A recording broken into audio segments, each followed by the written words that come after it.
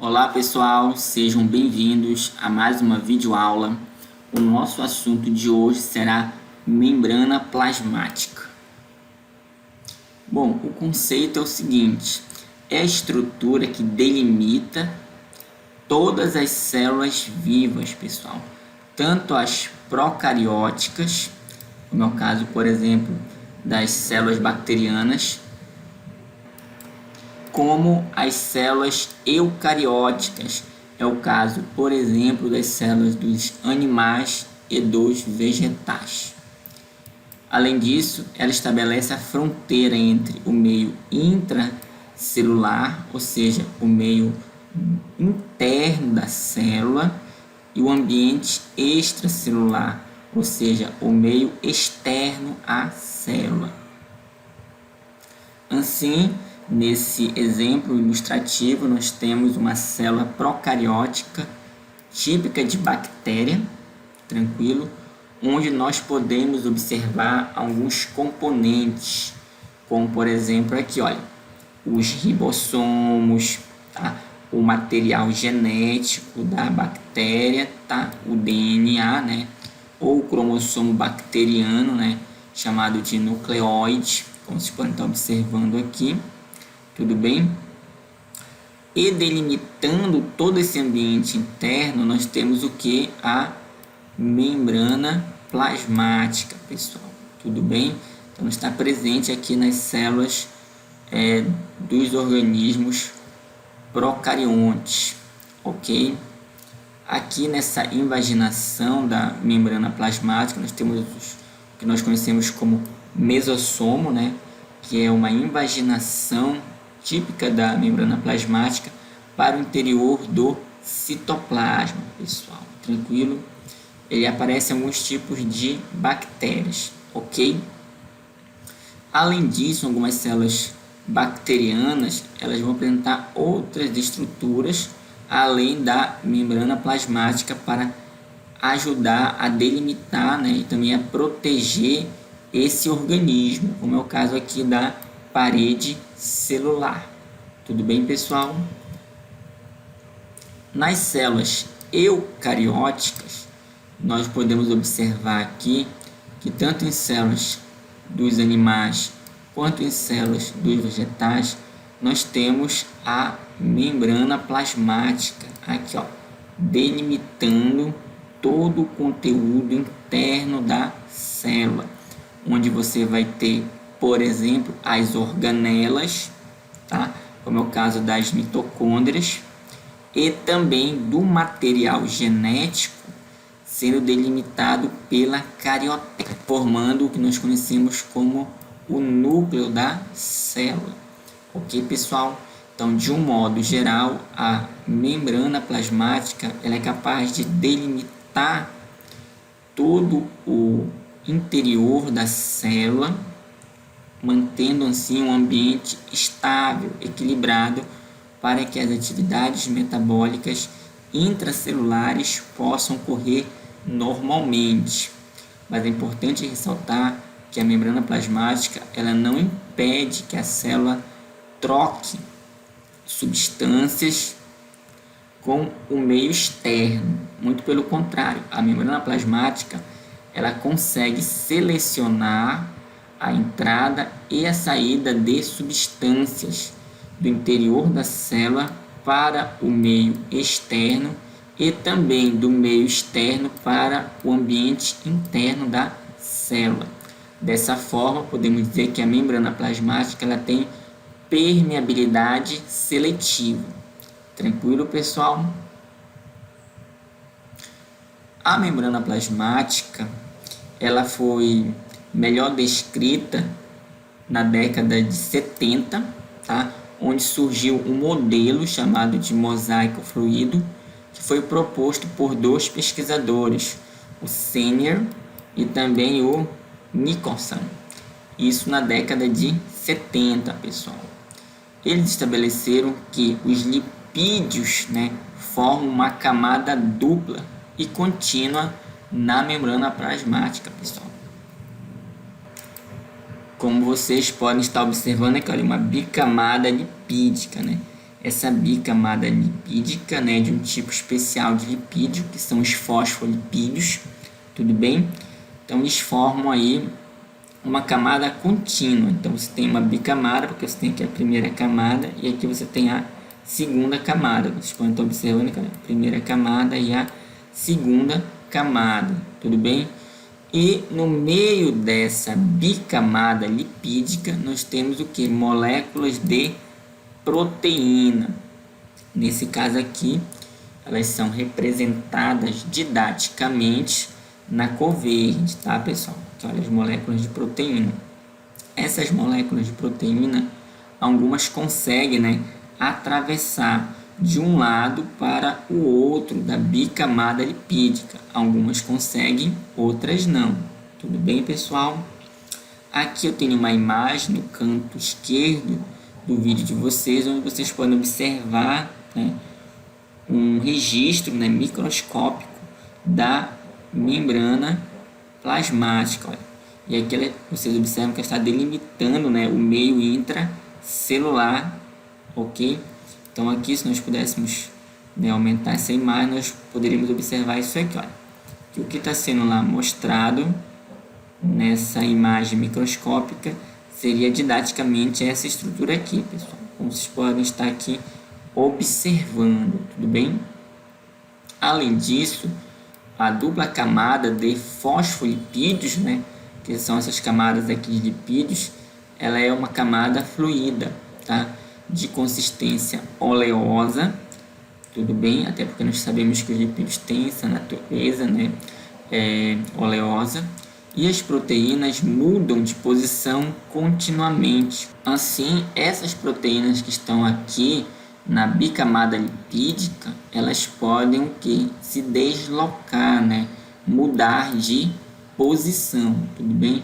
Por isso que o nome aí é modelo do mosaico fluido, tudo bem? Porque elas podem se deslocar das suas posições iniciais para outras posições, pessoal. Aqui nós podemos observar nessa outra imagem, né, representativa, uma célula animal, tudo bem? E aqui no detalhe a membrana plasmática, pessoal. Vocês podem observar, né, com maior riqueza de detalhes, a bicamada lipídica, né, especificamente de fosfolipídios, e também as proteínas aqui, olha, que estão presentes nessa bicamada lipídica. Algumas atravessando essa bicamada lipídica, vou destacar aqui para os senhores, estão observando, e outras apenas na parte mais externa, né? Aqui na superfície externa da membrana, tudo bem, pessoal? Enquanto outras proteínas vão estar mais na superfície interna da membrana, tranquilo? Eu gostaria de destacar aqui nessa outra imagem, né, didática da membrana plasmática, alguns elementos. Então você pode observar aqui, por exemplo, olha, a nossa bicamada, né, de fosfolipídios. Aqui, ó, tem aqui a primeira camada e aqui você tem a segunda camada. Observe aqui no detalhe uma unidade, né, de um fosfolipídio, né, que vocês podem estar observando, né? E aqui ele tem uma região, né, que é chamada região hidrofílica, e aqui ele tem uma cauda, né, chamada de hidrofóbica, que seriam, né, caudas hidrofóbicas, né? Elas são que insolúveis em água. Dessa forma, né, eles não podem formar ligações com moléculas de água. E essa parte aqui, essa cauda hidrofóbica, ela fica para a região interna da membrana plasmática, tudo bem? Enquanto que essa parte aqui hidrofílica, né, que consegue ter interações com a água, ela fica justamente aqui no ambiente externo, olha, da célula. Nós sabemos que muitas células estão aqui no meio aquoso, tudo bem? No meio líquido, então a presença de água é muito constante aqui, tranquilo? Então essa é uma característica interessante da bicamada de fosfolipídios, pessoal, tudo bem? Além disso, dentro da célula também existe uma grande quantidade de água, pessoal. Além dessa bicamada fosfolipídica e também dessas proteínas, né, que conseguem atravessar de um lado para o outro da membrana, né, algumas sim, né, formando canais que ajudam no transporte de substâncias, outras proteínas são periféricas, né? Elas ficam apenas em uma das extremidades, aqui, olha, nesse meio, né? No caso aqui, nessa região mais interna da membrana plasmática, aqui, olha. E aqui, olha, na região mais externa aqui da membrana plasmática, né? Nós também temos aqui o que nós chamamos de glicoproteínas. Vou colocar aqui no detalhe para os senhores, que são proteínas que contêm cadeias de oligosacarídeos, pessoal. Então aqui está no detalhe, olha, para vocês, né? Oligosacarídeos, né? São os nossos carboidratos. Então são açúcares associados o que? A proteínas. Então você vai ter a formação de glicoproteínas, pessoal. Tudo bem? Além disso, nós temos outras moléculas, né? Como por exemplo o colesterol, que pode estar também presente aqui na camada de lipídios. Aqui, olha, como você pode estar observando aqui no detalhe, nós também temos glicolipídios, né? São elementos que geralmente você pode estar encontrando aqui na membrana plasmática. Tranquilo, pessoal? Mas os elementos mais básicos de fato são as proteínas, tá? E a bicamada de fosfolipídios, pessoal. Tranquilo? Aqui eu trouxe para vocês uma animação onde vocês vão poder observar aqui, olha, a superfície da célula, onde você tem aqui, olha, a bicamada de fosfolipídios, tá? Então você observa aqui, olha, como ela é bem flexível, tudo bem? Aqui sendo representados didaticamente, né, os fosfolipídios, tá? Observe que eles tendem a manter a sua organização, tudo bem? Olha, essa região hidrofílica em contato com o ambiente externo e a região hidrofóbica sendo mantida no meio interno da membrana. Então observem, né, como ela é bem flexível, pessoal. Então, atravessando, né, a bicamada de fosfolipídios, temos algumas proteínas que formam canais que permitem que a passagem de substâncias tanto do meio intracelular para o meio extracelular, quanto vice-versa, pessoal. Nós temos agora o transporte através da membrana, pessoal.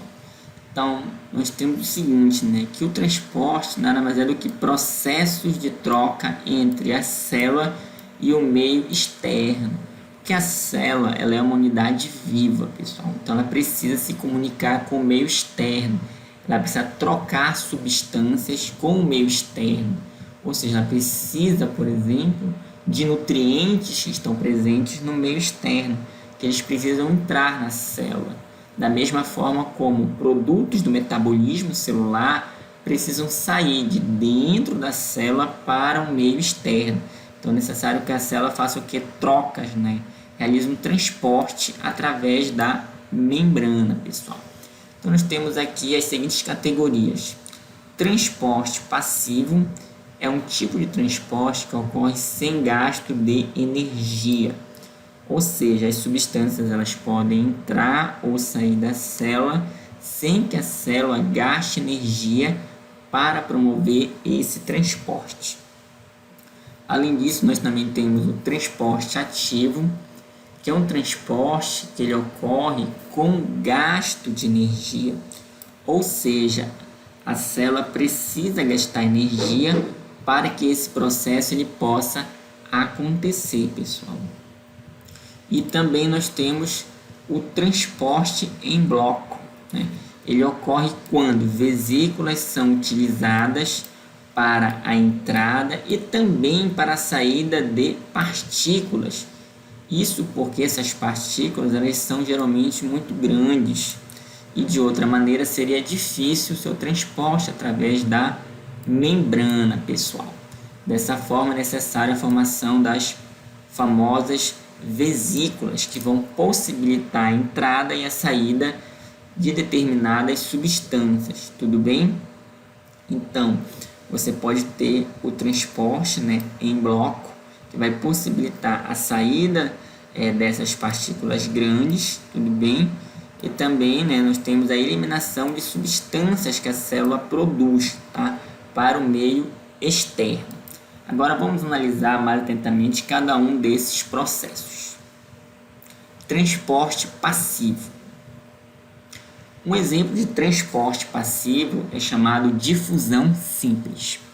Nada mais é do que, pessoal, o fluxo espontâneo de partículas de uma região onde a concentração de uma determinada partícula é maior para outra onde a concentração ela é menor. Então nós vamos ter aí o famoso gradiente de concentração. Então, observando aqui na imagem, nós temos o que? Uma representação didática da membrana plasmática. Observem aqui, olha, a bicamada de fosfolipídios, tudo bem? E aqui nós temos moléculas, né? Então, aqui nós temos um ambiente externo, tudo bem? E aqui nós teríamos um ambiente interno. Então, você observa que essas moléculas, né? Elas estão em alta concentração no ambiente externo. E no ambiente interno, a concentração ela é menor, né? Baixa concentração. Então, a tendência natural é que essas moléculas ou partículas se desloquem do meio mais concentrado, nesse caso aqui, o meio externo, para o meio menos concentrado, nesse caso aqui, o meio interno. Tranquilo, pessoal?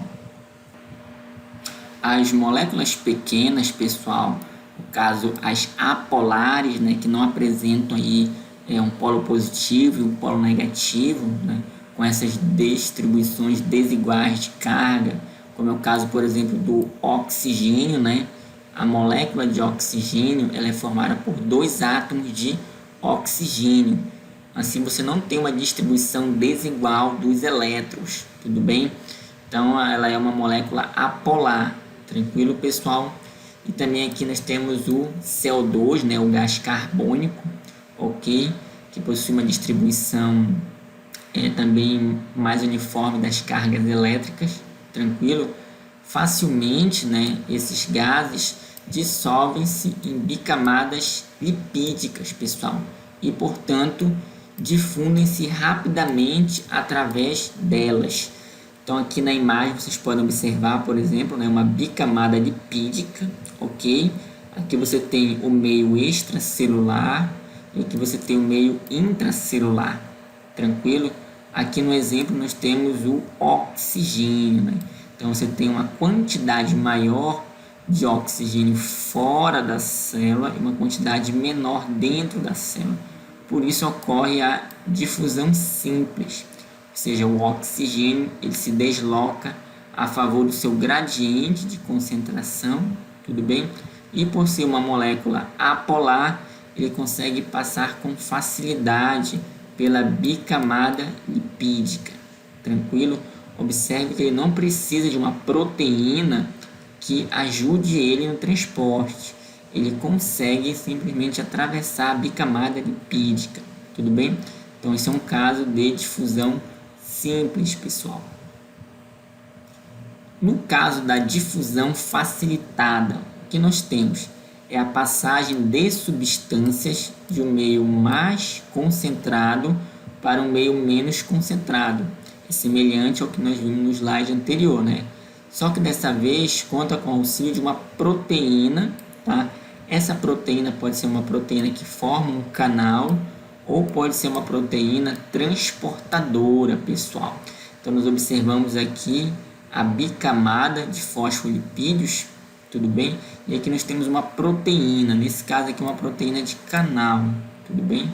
Representando didaticamente aqui uma proteína. Então nós observamos uma substância onde a concentração dela é maior de um lado da membrana plasmática e a concentração dela é menor do outro lado.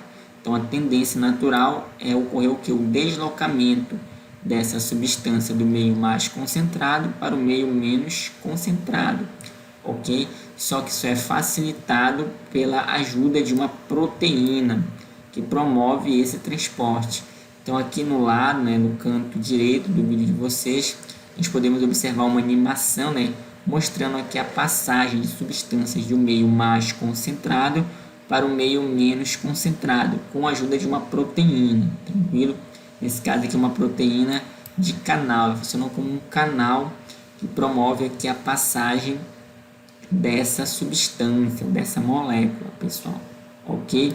Além disso, com relação à proteína transportadora, nós podemos observar um pouquinho melhor no slide a seguir, pessoal, como é que funciona o mecanismo de transporte por difusão facilitada, né? Cujo exemplo é o caso do transporte da glicose, ok? Então vamos observar agora no próximo slide como acontece a difusão facilitada por uma proteína transportadora. Então aqui mostrando para vocês, né, de uma forma assim um pouco mais específica, né, como acontece o transporte, né, de uma substância. Ela vai sair aqui, olha, do seu meio mais concentrado para o meio menos concentrado, tá? No caso aqui da difusão facilitada, tudo bem, pessoal? E aí já é normal, né? Ela está se deslocando a favor do seu gradiente de concentração, né? No caso da difusão facilitada, como eu já comentei, o que acontece? A proteína ela vai ajudar, né, nesse processo, vai funcionar como um transportador, que é um detalhe, transportador mediando, né, a passagem de uma substância, né, no que nós conhecemos como transporte passivo, sem gasto de energia, tudo bem? Então ele permite aí a passagem de uma substância do meio mais concentrado para o meio menos concentrado, tudo bem? Então isso nós podemos estar observando aqui, olha. Aqui nós temos a bicamada lipídica e aqui temos uma proteína transmembrana, né, atravessando essa bicamada lipídica. Tudo bem, pessoal? Aqui eu tenho um exemplo para vocês entenderem um pouquinho melhor. Então, aqui, pessoal, nós temos um exemplo, tá? Então, aqui nós temos o meio mais concentrado e aqui nós temos o meio menos concentrado, tudo bem? Então, aqui nós temos uma proteína transportadora, né? Sendo representada didaticamente aqui por essa animação.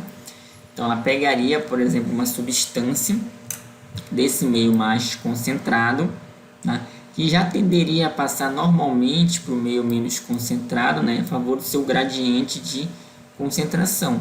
Mas ela conta com uma ajuda da proteína, né, que vai facilitar esse transporte aí, tudo bem? Então, uma proteína transportadora, né, alterna entre duas conformações, né? Você observa aqui que ela vai mudando a sua estrutura, né, o seu formato, né, de tal forma que o sítio de ligação ao soluto, no caso aqui a molécula que ela vai transportar, né, seja possível, né, de interagir com, né, a molécula, tranquilo? Assim, pessoal, ela acaba fazendo, né, o transporte das substâncias, né? Isso aqui é um transporte, né, que ocorre, né, com a ajuda de uma proteína, então por isso é chamado difusão facilitada, mas é um transporte que não acarreta no gasto de energia, tá, por parte da célula, pessoal.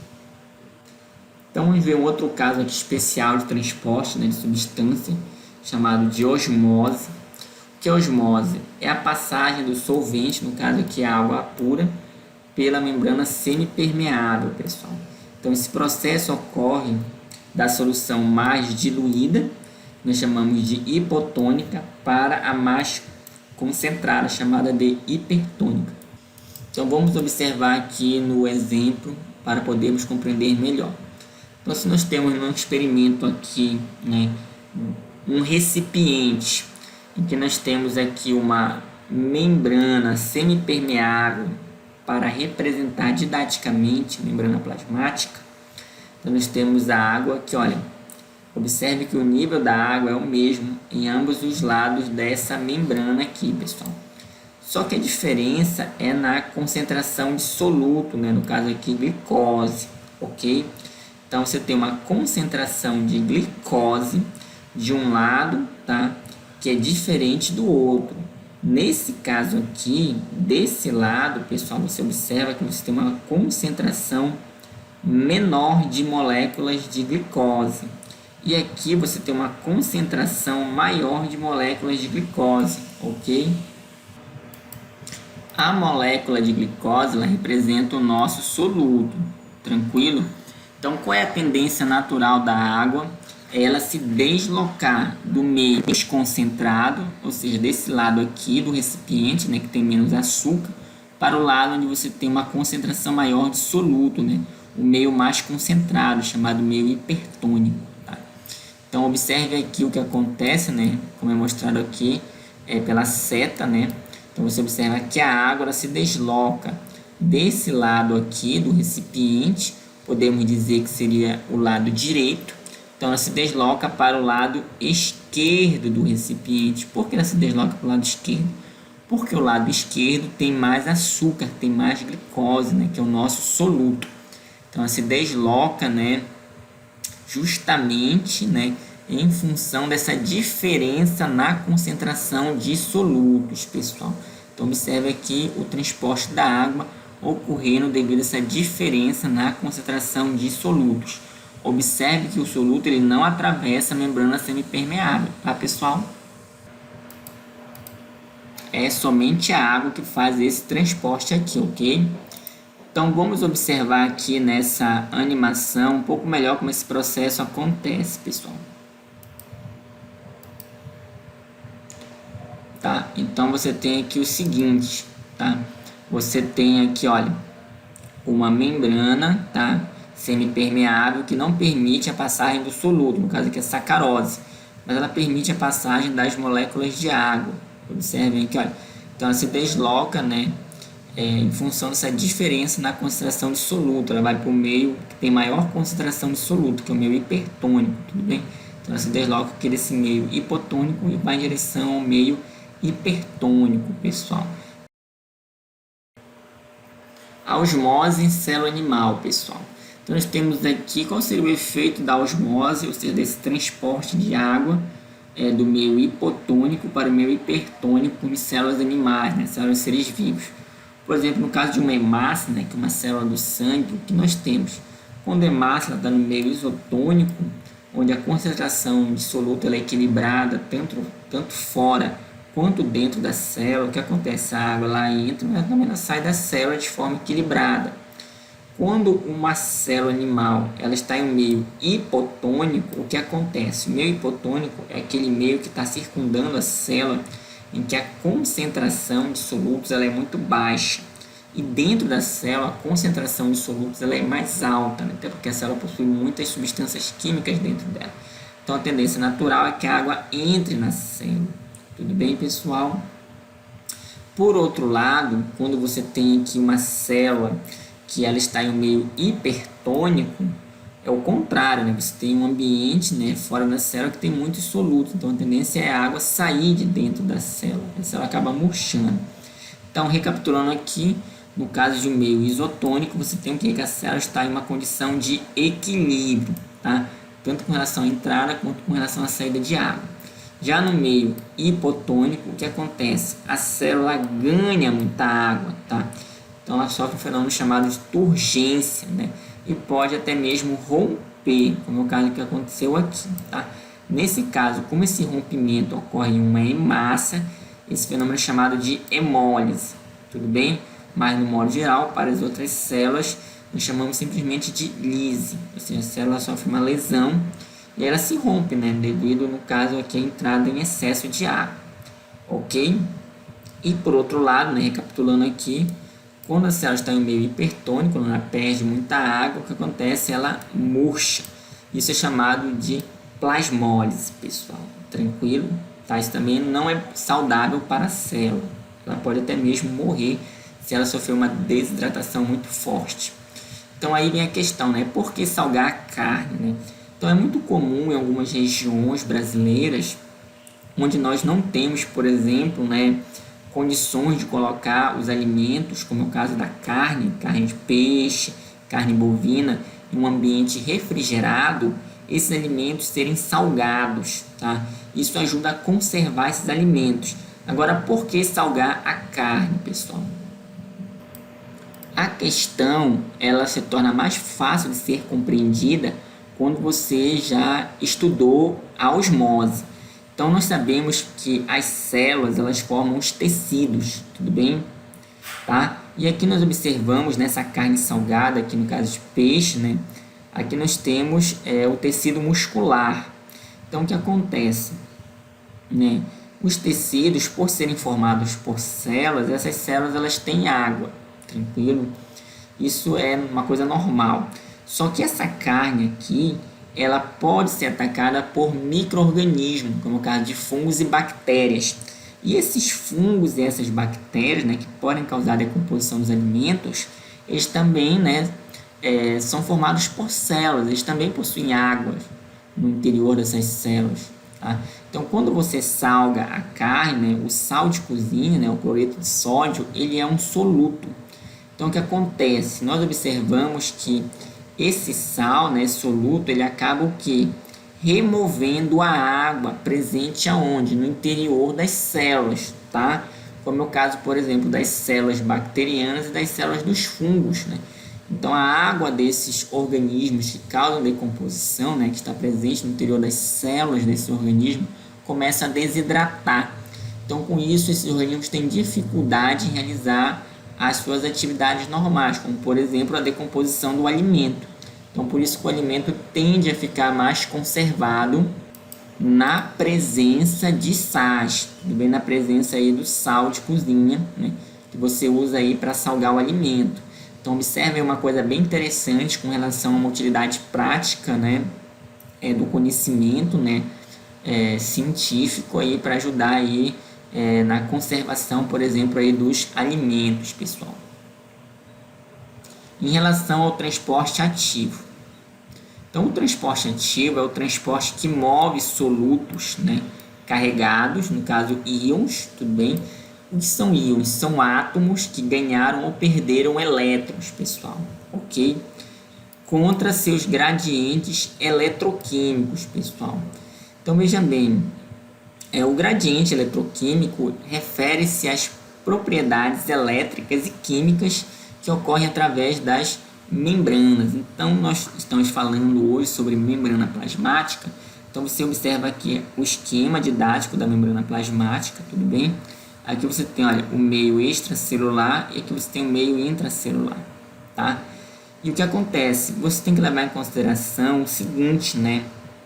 Que a membrana plasmática ela tem o que nós chamamos de potencial elétrico da membrana, ou seja, é a diferença de potencial elétrico entre os meios internos, aqui, olha, o meio interno e o meio externo da célula, tá?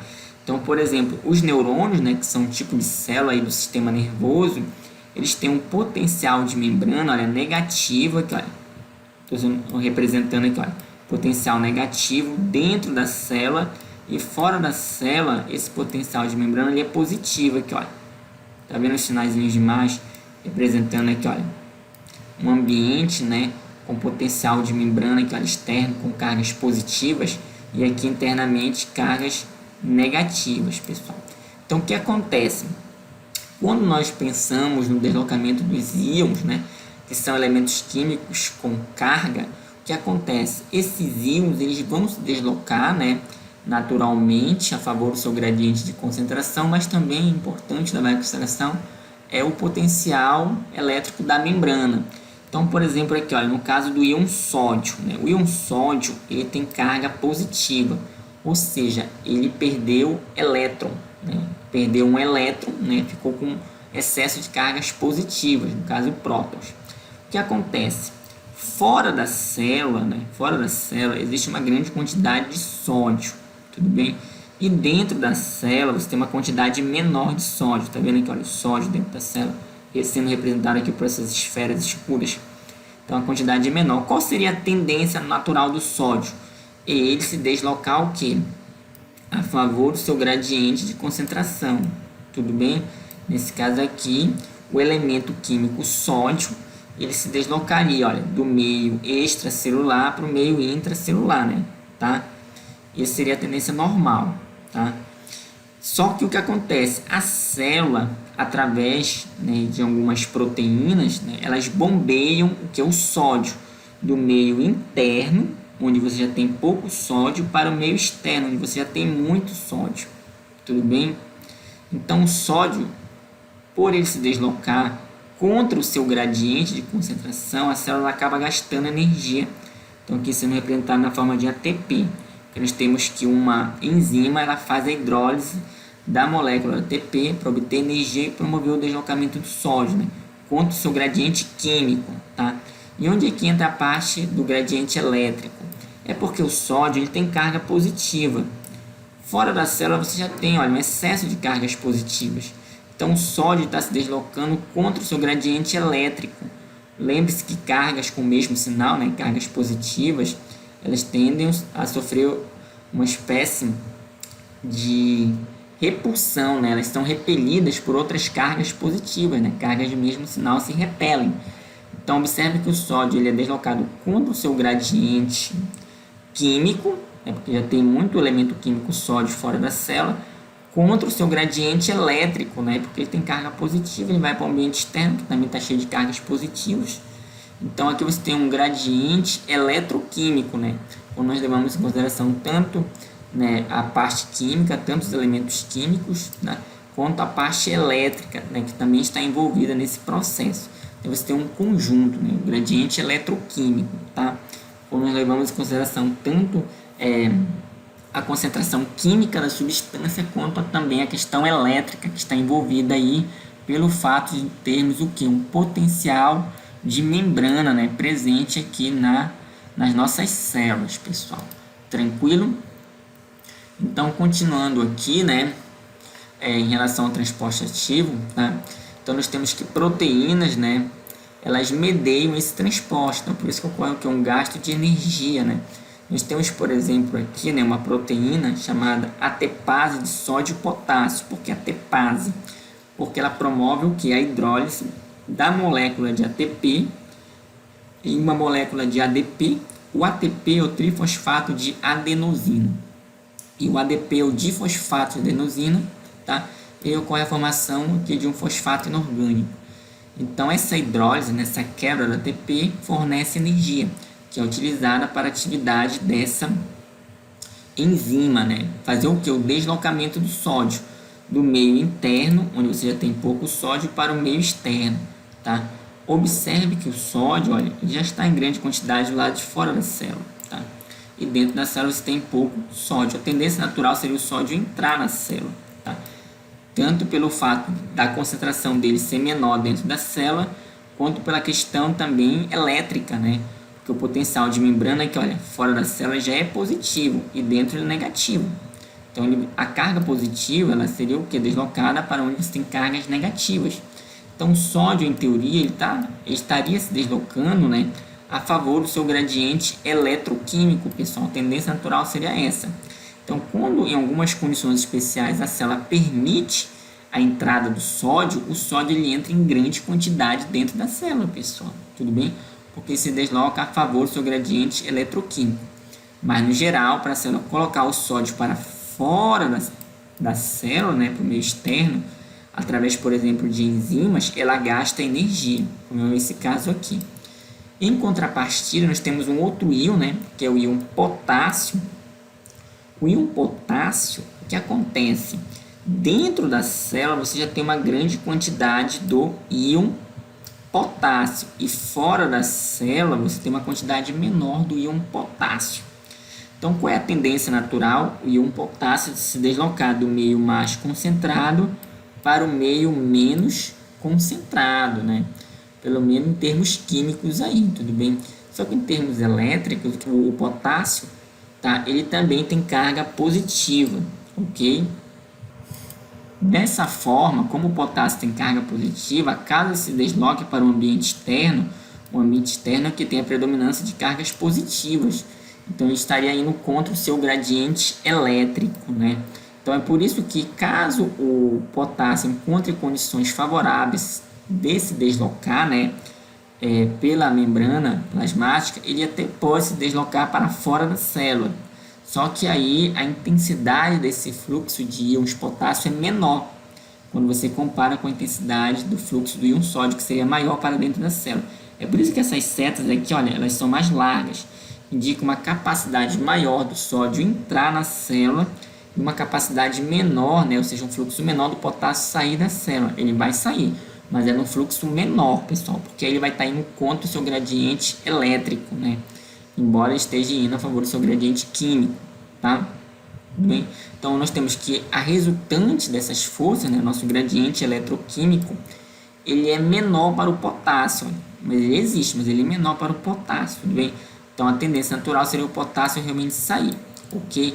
Só que o que a célula faz, ela pega potássio, né, já está em, digamos, em uma quantidade pequena fora da célula e coloca o potássio, olha, para dentro da célula.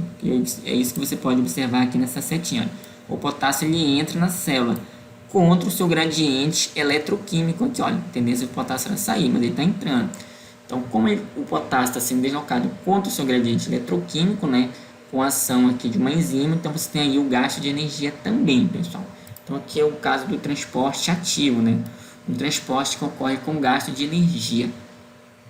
Então, aqui, o que nós temos, né, o exemplo da bomba de sódio e potássio, né, então, para manter essa concentração, que seria essa aqui, olha, sódio, né, uma concentração de sódio baixa dentro da célula e alta fora, em contrapartida o potássio alta dentro da célula e baixa fora da célula. O que a célula faz? A célula força a entrada do potássio e a saída do sódio, né, contra o meio mais concentrado de cada íon, ocorrendo assim o gasto de energia, tá? Então aqui nós podemos observar, né, nessa ilustração aqui esse esquema. Então você tem muito sódio, né, fora da célula e um sódio fora da célula. Mesmo assim a célula continua deslocando íon sódio para fora, né, contra o seu gradiente eletroquímico. E o potássio, o contrário, né, coloca o potássio para dentro da célula. E um potássio, mesmo você já tendo muito potássio dentro da célula. É importante ressaltar que a célula mantém essas diferenças nas concentrações desses íons devido às suas necessidades metabólicas. Ok, pessoal? E aqui eu trouxe para vocês, né, essa animação, né, para vocês verem esse processo aí.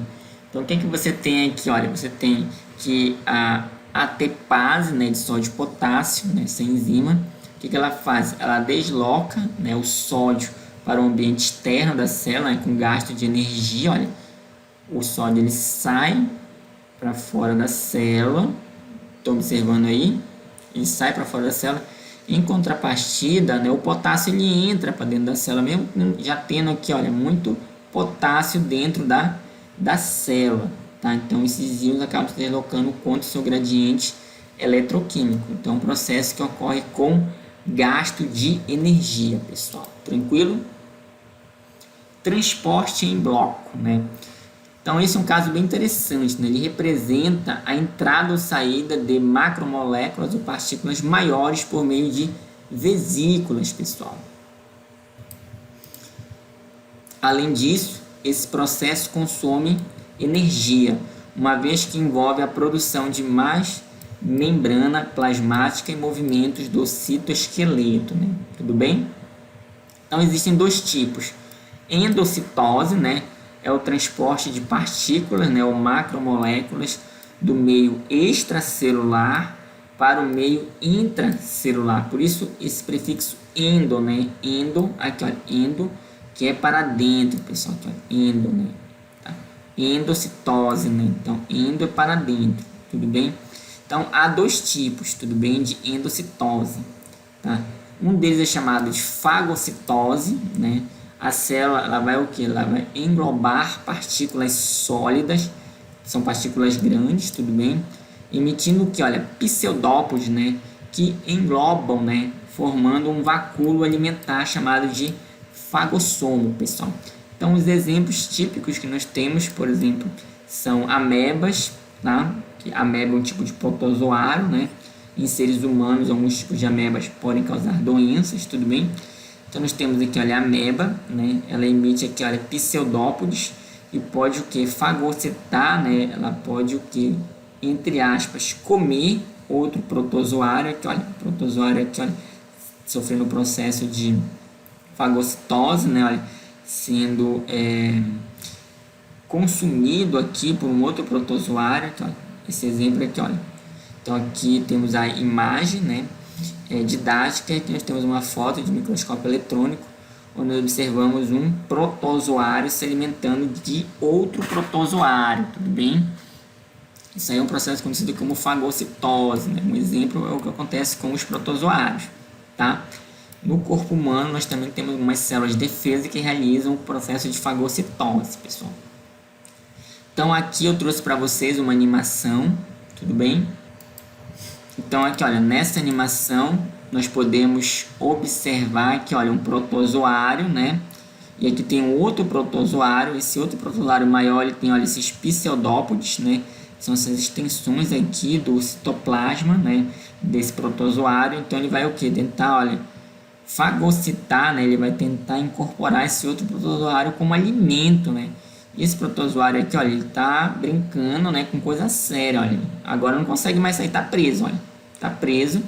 E aí o protozoário maior vai fazer o quê? Olha, vai se fechar, olha. Não vai deixar mais o protozoário menor, né? No caso aqui um paramécio. Não vai deixar mais o paramécio sair, né? Então, o que vai acontecer agora é esse paramécio, né? Que é um tipo de protozoário, vai servir de alimento para esse outro protozoário maior, né? Nesse processo aqui conhecido como fagocitose, pessoal. Tranquilo? Então, continuando. Nos seres humanos, né, a fagocitose está ligada ao processo imunológico, né? Nós temos, olha, os fagócitos, né, que são células, no caso aqui, células de defesa, né? Então, os fagócitos são aqui, olha, são tipos de leucócitos do sangue, tudo bem? Que protegem o corpo através da ingestão, né, da fagocitose de partículas estranhas, né? No caso, bactérias e células mortas, pessoal. Então, aqui, olha, para vocês observarem, né? Temos aqui um exemplo da ação, né? Dos leucócitos, olha, incorporando aqui, por exemplo, bactérias, né? Através aqui, né, dessa extensão do citoplasma. Com isso, ele realiza a fagocitose, pessoal. Então, isso também acontece dentro do nosso corpo, né? Como um mecanismo de defesa, pessoal, das nossas células, né? No caso aqui de alguns tipos de leucócitos, tá? Então, continuando, pinocitose, pessoal, é um processo em que a célula ingere líquidos, né, ou pequenas partículas inespecíficas em solução aquosa, né? Então, por isso que o nome pinocitose, né, seria o ato da célula beber, enquanto que fagocitose seria o ato da célula comer, né? Olha que coisa interessante. Então, da mesma forma como na fagocitose, aqui na pinocitose nós temos a formação de vesículas para a incorporação dessas partículas, tudo bem? Em relação à exocitose, exo significa para fora, pessoal. Então, é um processo em que a célula libera substâncias para o meio extracelular, ou seja, para fora da célula, com a finalidade de eliminar os restos da digestão intracelular, tudo bem? E também secretar, né, os produtos celulares, né? Algumas células elas produzem substâncias químicas como hormônios e que precisam ser liberadas para o ambiente extracelular, pessoal. Então aqui eu trouxe um esquema resumido, né, mostrando esse transporte, né, que ocorre tanto por exocitose quanto por endocitose, pessoal.